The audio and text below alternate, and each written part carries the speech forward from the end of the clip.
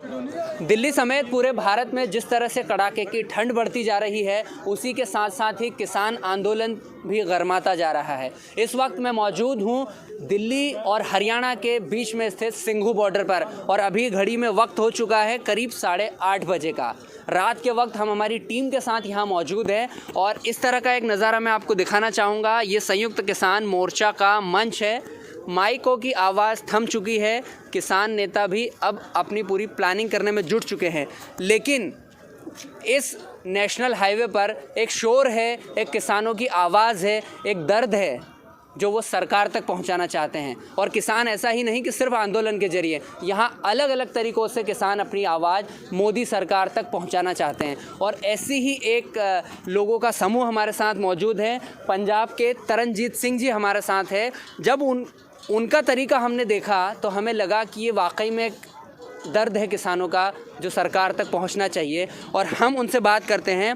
तरनजीत सिंह ने क्या किया है कि उन्होंने अपने खून से एक ख़त लिखा है देश के प्रधानमंत्री नरेंद्र मोदी के नाम। उनको क्या कहा है, क्या मांग है उनकी, वो इनसे खुद ही जानते हैं। तरनजीत सिंह जी, आपने पहले तो कितने शब्दों का ये लेटर लिखा है और आप क्या चाहते हैं इसको लिखने के लिए? शब्द में 2 पेज लगे तो और भी लग सकते थे, पर मैंने सोचा शायद प्रधानमंत्री के पास टाइम नहीं होता, जो 2 पेज भी पढ़ ले तो काफ़ी है। इसमें भी सारा बायोडाटा पा दिया। जो और लिखने होते खून से 50-60 पेज में और भी लिख देता, कोई बात नहीं। क्योंकि माँ की जो हमारी है कुर्सी वो छीनी जा रही है, हमारी माँ हमसे छीनी जा रही है, तो हम छीनने नहीं देंगे। आप अपनी ज़मीनों का कह रहे हैं कि आप ऐसा आरोप लगा रहे हैं हमारी ज़मीनें छीन ली जाएंगी। देखिए जी, हमारा किसी के साथ लेन देन है, जहाँ किसी से हम बेटी का रिश्ता करते हैं, सिर्फ एक खेती को देखा जाता है, चाहे वो कोई भी अफसर हो, कोई कुछ नहीं। ये जिम्मेदार किसान जाए भारत के किसी भी प्रदेश का, वो खेती जरूर देता है, क्योंकि उसे माँ का दर्जे का पता है ना। जे माँ होगी मुझे कोई धार भी दे देगा, रिश्ते भी हो जाते हैं। जे ही ना रहे मुझे कोई कुछ नहीं देगा। ये धरती वाकई में ऐसा नहीं है कि सिर्फ किसान की माँ है, ये धरती हर एक भारतवासी की माँ है। और किसान वो व्यक्ति है, अन्नदाता है इस देश का, जो इस देश के 125 करोड़ से ज़्यादा लोगों को धरती का सीना चीर कर फसल उगाता है, एक सोने सी फसल उगाता है और इससे इस देश के हर एक बच्चे, बूढ़े, जवान, महिला, बुजुर्ग सबका पेट पलता है। तरनजीत सिंह जी की ये कोशिश है। तरनजीत सिंह, आप ये जो पत्र लिखा है आपने, एक बार हमें पढ़कर बताइए, हमारे दर्शकों को बताइए कि वाकई में आपकी प्रधानमंत्री से क्या मांगे, आप क्या चाहते हैं उनसे? मैंने यही लिखा, भारतीय किसान की तरफ से भारत के प्रधानमंत्री जी को खून की चिट्ठी है। सेवा में प्रधानमंत्री नरेंद्र दामोदर दास मोदी जी। विषय क्या है? किसानों के खिलाफ बनाए गए 3 काले कानून रद्द करने संबंधी निवेदन पत्र। श्रीमान जी, निवेदन, हम भारत के किसान हैं, आतंकवादी नहीं हैं। हम दिल्ली अपने हक लेने के लिए किसान सभी आए हैं। प्रधानमंत्री जी, जो 3 कानून आप लेकर आए हैं, एक कानून, ये कानून किसानों की मौत के वारंट हैं। इससे पहले भी बहुत सारे किसान दिल्ली आप जी के पास काले कानून रद्द करवाने के लिए आए थे। चिट्ठियाँ उन्होंने लेटर पेन से लिखे थे, शायद आपने ना पढ़ी हो।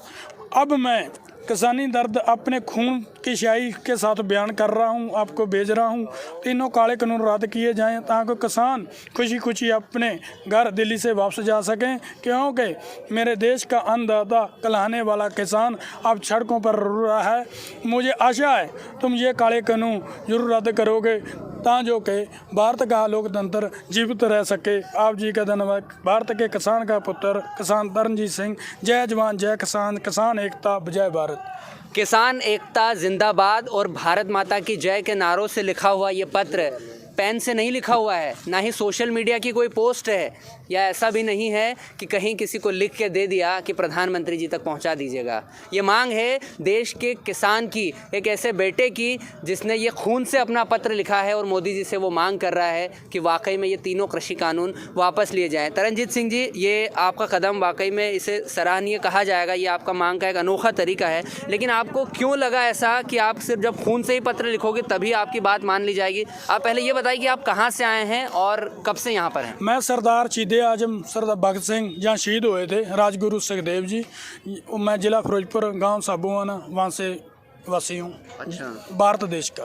और आपको ऐसा क्यों लगा कि खून से ही पत्र लिखना जरूरी है? नहीं, पहले बहुत सी चिट्ठियाँ पेन और पेंसिल से लिखी गई हैं और मेलें भी भेजी गई हैं, शायद इसने पढ़ी नहीं। एक घर में चीज़ आती जैसे निवेकली, शायद उसे हम पढ़ने लग जाते हैं ना, ये चीज़ से चीज़ देखो, शायद खून की चाय देखें, ये अकेली ये से पढ़ लेता हूँ, वो दूसरी तो बहुत सारी हैं। तो उसी में दर्द लिखा है कि काले कानून रद्द किए जाएँ, लोकतंत्र को जीवित रखा जाए। लोकतंत्र को जीवित रखने की मांग है। किसानों का जो कृषि कानून का जो विरोध है वो तेज़ होता जा रहा है। लगातार करीब 22 दिन से भी ज़्यादा अब होने वाले हैं इस आंदोलन को, और सरकार जो बातचीत का तरीका अपना रही है, जो किसान संगठन है उनके बीच में एक मत एक राय बनती नहीं दिख रही है। एमएसपी हो, चाहे प्राइवेटाइजेशन हो, चाहे जो भी कॉन्ट्रैक्ट फार्मिंग हो, लगातार ऐसी मांगे हैं जिनको लेकर किसान विरोध कर रहे हैं। हालांकि सरकार बातचीत का रुख अख्तियार कर रही है, लेकिन उसका जो रुख है वो उतना संजीदा नहीं है शायद जो किसानों को पसंद आए और वो उनकी मांगें मान ले। हालांकि सरकार भी पूरी कोशिश कर रही है, लेकिन इस कानून के विरोध में जिस तरह से किसान बैठे हैं ये अब साफ़ हो चुका है करीब इन 21, 22, 23 दिनों में कि अब जो किसान हैं ये लोग जो हैं एक जत्थे के रूप में, ऐसा नहीं है कि ये दिल्ली की सिर्फ एक बॉर्डर पे है। दिल्ली की चाहे सिंगू बॉर्डर लें, आप टिकरी बॉर्डर लें, चाहे गाज़ीपुर पे लें, चिल्ला बॉर्डर पे लें, हर जगह हज़ारों लाखों की संख्या में किसान हैं। और ये एक नज़ारा आप थोड़ा दूर से देखिए, इस कैमरे की नज़र से आप देखिए, अगर आप अपने घर में बैठे हैं, अपने दफ्तर में बैठे हैं, आप अपने स्कूल कॉलेजेस या कहीं पे भी अगर बैठे हैं तो किसानों का दर्द देखिए कि इस कड़कड़ाती हुई ठंड में ये किसान जो देश का अन्नदाता है, जो हमारे पूरे देश का पेट पालता है, अगर आज वो सड़कों पर है, जिसकी ज़मीन छीन कर, जिसकी ज़मीन का अधिग्रहण करके ये नेशनल हाईवे बनाए जाते हैं, आज उसी सड़क पर किसान को बैठना पड़ रहा है। ये उसकी मजबूरी है या उसके भविष्य का या उसके बच्चों के भविष्य को सहेजने की उसकी परेशानी है, ये अब सरकार को समझना होगा। सरकार लगातार ये देख रही है कि किसानों का जो धैर्य है अब वो वाकई में जवाब देने लगा है। लेकिन यहाँ आकर हम लोगों को जो पता चला है, जो मैंने समझा है, वो देखकर ये जाहिर होता है कि किसान अब आर पार के मूड में हैं। वो नहीं चाहते कि अब किसी भी तरह की कोई भी संभावना और तलाशी जाए। सीधा उनका कहना है कि सिर्फ़ और सिर्फ कानून वापस किए जाए। कई लोग हैं यहाँ पर, आप देख सकते हैं, बूढ़े हैं, बुजुर्ग हैं, बच्चे हैं, महिलाएं हैं। जितना हमने इस आंदोलन में घूम कर देखा है, काफ़ी कुछ समझ में आया है। और यहाँ पर अलग अलग तरह की बातें भी हो रही हैं मीडिया में, या फिर आप बाहर देखें, कई लोग ऐसे हैं जो किसानों को शायद नज़दीक से नहीं जानते, किसानी को नहीं जानते, वो इन पर आरोप भी लगा रहे हैं, निशाना भी साध रहे हैं कि जो किसान आंदोलन है उसको फंडिंग हो रही है, या फिर ये तो खालिस्तानी है, या फिर अलग अलग तरह की चीज़ें हैं कि ये लोग एक तरह से पिकनिक मनाने आए हैं। लेकिन इतना तो समझ में आता है कि जब ऊपर से सर्दी बरसती है ना, तो कोई अपने घर से दूर रह के पिकनिक नहीं मना सकता। 22 दिन से अगर ये किसान यहाँ पर जमे हुए हैं, डटे हुए हैं, बैठे हुए हैं, तो सिर्फ एक ही बात है, तीनों कानून वापस लिए जाएं। और मैं सरकार से भी ये मांग करूंगा इन किसानों की तरफ से कि ये जो चाहते हैं सरकार और किसान संगठनों के बीच में बातचीत हो, और चाहे जो भी इनके बीच में निकले वो जल्दी से बातचीत के ज़रिए हल निकले।